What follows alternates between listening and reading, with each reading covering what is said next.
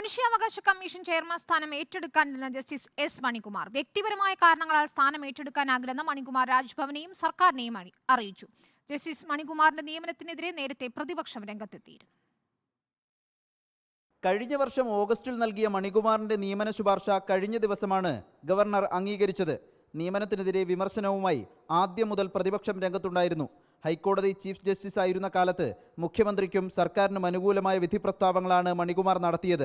ഏകപക്ഷീയമായി ഉത്തരവുകൾ ഇറക്കിയ മണികുമാറിന്റെ നിയമനം അംഗീകരിക്കില്ലെന്നും പ്രതിപക്ഷം നിലപാടെടുത്തു. മുഖ്യമന്ത്രിയും സ്പീക്കറും പ്രതിപക്ഷ നേതാവും അടങ്ങുന്ന സമിതിയാണ് മനുഷ്യാവകാശ കമ്മീഷൻ ചെയർമാനെ തീരുമാനിക്കുന്നത്. തീരുമാനത്തെ എതിർത്ത് പ്രതിപക്ഷ നേതാവ് തന്നെ വിയോജനക്കുറിപ്പും നൽകി. പരാതികൾ കാരണം ഗവർണർ തടഞ്ഞുവെച്ചിരുന്ന ശുപാർശ ബുധനാഴ്ചയാണ് അംഗീകരിച്ചത്. വിവാദങ്ങളുടെ പശ്ചാത്തലത്തിൽ സ്ഥാനമേറ്റെടുക്കുന്നതിൽ മണികുമാർ വിസമ്മതമറിയിച്ചു. ചെന്നൈയിൽ തുടരണമെന്നും ഭാരിച്ച ഉത്തരവാദിത്വം ഏറ്റെടുക്കാൻ തടസ്സമുണ്ടെന്നും കാട്ടിയാണ് മണികുമാർ പിന്മാറിയത്. ജസ്റ്റിസ് മണികുമാർ വിരമിച്ചപ്പോൾ തിരുവനന്തപുരത്തെ സ്വകാര്യ ഹോട്ടലിൽ മുഖ്യമന്ത്രിയുടെ നേതൃത്വത്തിൽ വിരമിക്കൽ ചടങ്ങൊരുക്കിയതും വിവാദമായിരുന്നു. റിപ്പോർട്ടർ, തിരുവനന്തപുരം.